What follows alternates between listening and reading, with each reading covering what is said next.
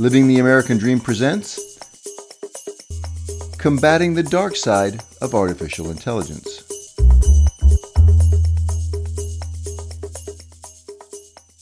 The technology of artificial intelligence has progressed so rapidly that we are struggling to keep up with these advancements.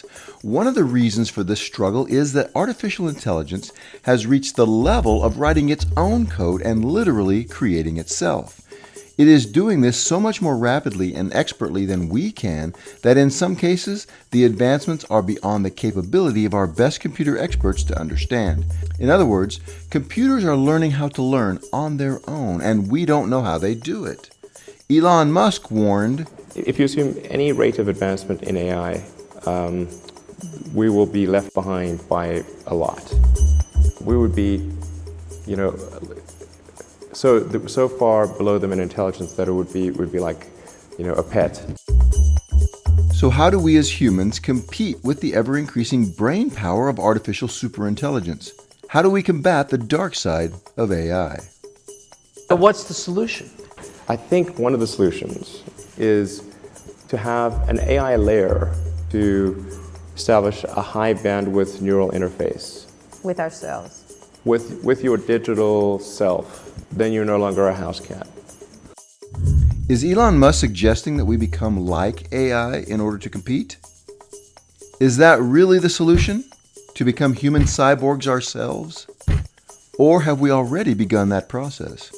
We now have bionic limbs that are controlled by electronic impulses of the brain. Oser's mind-controlled bionic prosthetics has developed a smart prosthetic that learns as you walk by adjusting to the user's walk, speed, and style. The user's unconscious brain impulses are automatically converted into signals that control the limb. These advances in bionic technology allow us to eliminate a human disability and replace it with a normal function. And if normal function can be restored, why can't normal function be enhanced using similar technology? Companies are now building exoskeleton structures that augment human performance beyond the natural. These particular exoskeleton legs work so well at enhancing simple walking that when removed, after 40 minutes of use, the user's own biological legs feel heavy and awkward. So how close are we? We already have the various prosthetics of a cyborg: smartphones, Siri, Alexa, Wi-Fi, virtual reality systems, and more. We already have those pieces. They're just not yet integrated into our bodies. There are, however, many prosthetics that have been attached or integrated into the human body, such as bionic limbs, cochlear implants to restore hearing, and even bionic eyes. More and more people are embracing these new technologies to enhance their lives in positive ways. Artificial intelligence and machine learning can even be embedded directly into a cybernetic limb, a bionic eye, or even into the brain. Researchers at Neuralink are breaking new ground in the area of human enhancements and are currently preparing for clinical trials wherein they would implant hair-like electrodes into the brain. These Neuralink electrodes create an interface between your brain and a computer chip, allowing a person to overcome blindness, hearing loss, addiction, depression, insomnia, and much more. But if human deficiencies can be cured, why not use these technologies for human upgrades and enhancements, allowing us to exceed our current abilities? This would give us the ability to compete with ever-advancing artificial intelligence. I think on a species level basis, I think it's going to be important for us to figure out how we coexist with advanced artificial intelligence. And so I think it's going to be important from an existential threat standpoint to achieve a good AI symbiosis. Is Elon Musk suggesting full human symbiosis with artificial intelligence?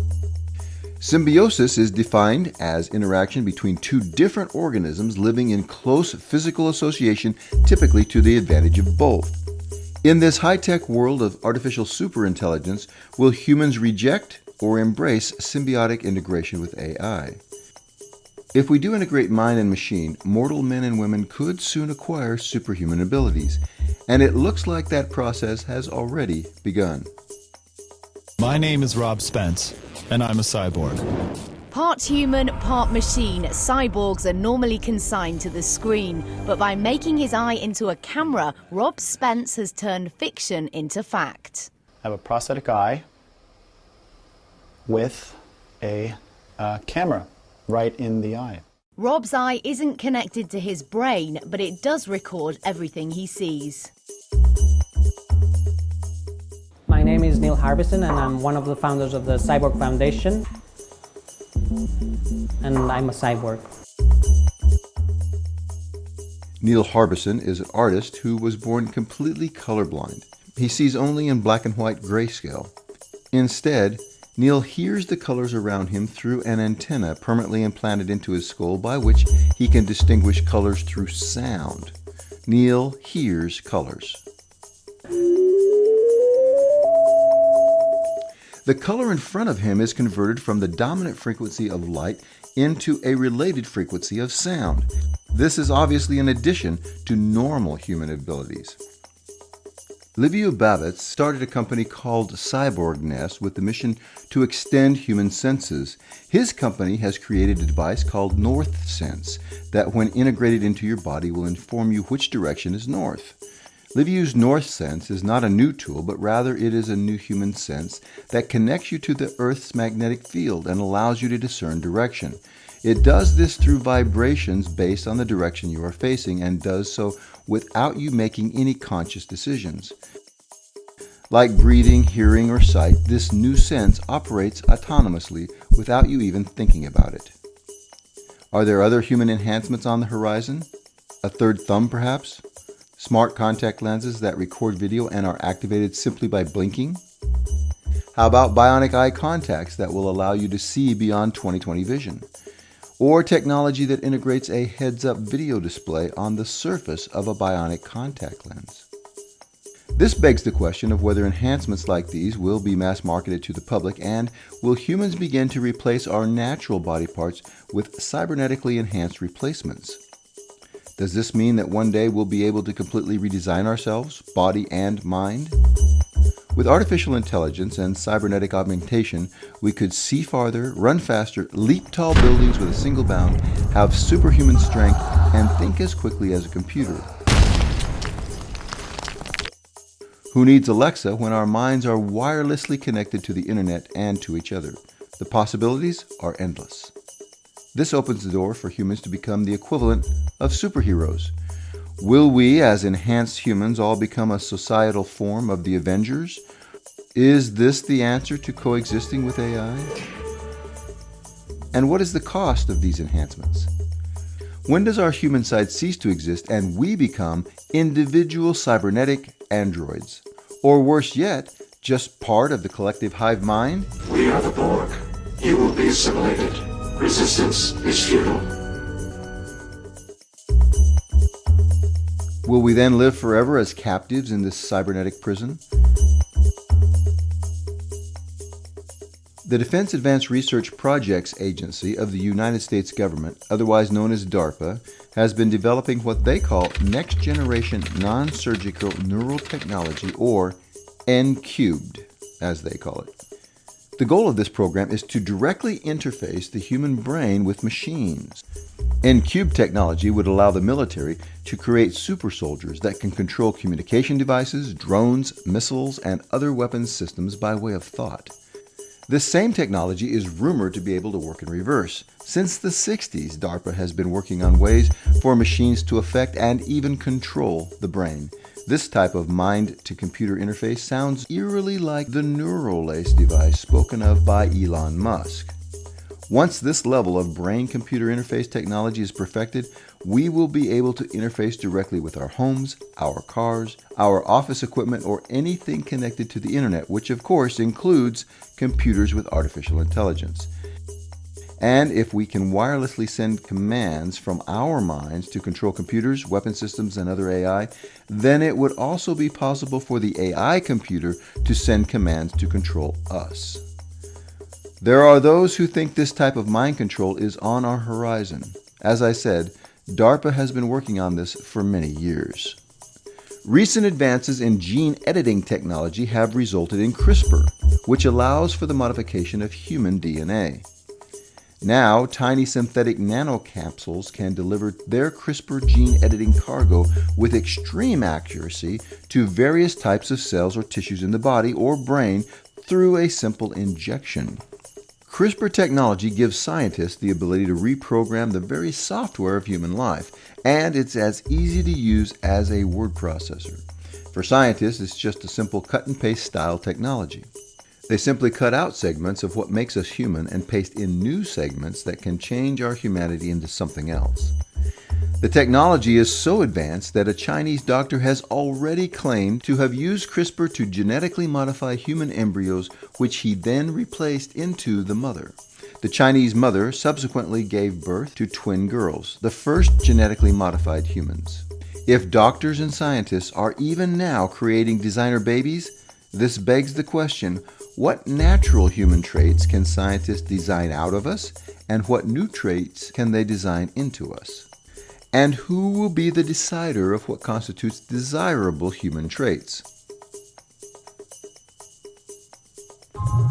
The gene editing conversation is important because it's really starting to bring out ideas around who belongs and who doesn't belong. And I think those are really important social questions that we need to reckon with.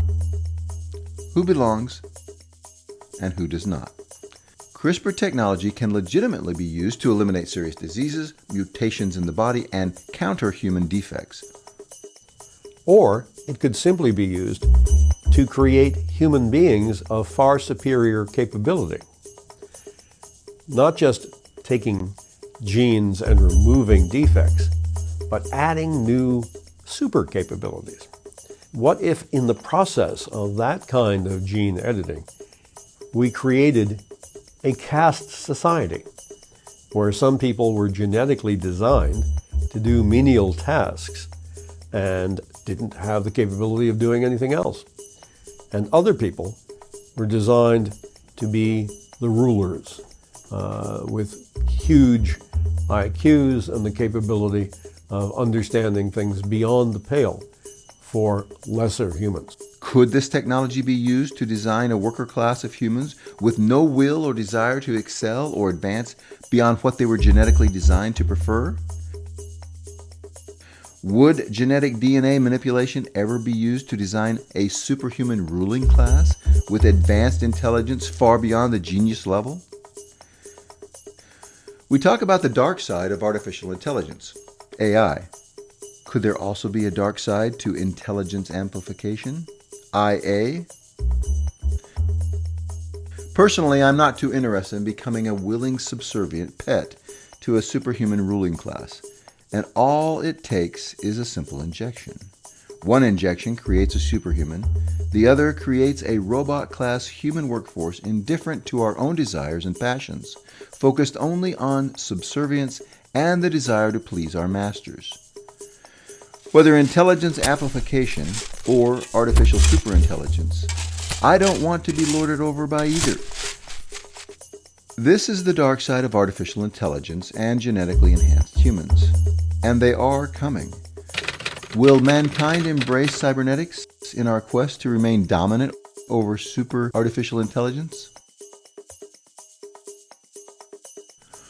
Or will gene splicing technologies give us the superhuman intellect and capabilities needed to remain in control? Whatever the case, I encourage you, do not despair. God lives and watches over his children here on earth. In the end, good always triumphs over evil. The American dream is alive and well, and will be for many years to come. There may be threats to living a happy and fulfilling life, but there is always a way to repel the darkness of evil. Technology is neither good nor bad in and of itself. It can be used for the benefit of man or to our detriment. That choice is ours. As we shine a revealing light into the dark corners of the world, evil is revealed and the darkness flees the cleansing light of day. There is a bright, hopeful, and exciting side to artificial intelligence, which will be the topic of our next video, New Innovations in Artificial Intelligence. Until then, my friends, thank you for watching. I'm Chuck Gray, and I'm living the American dream.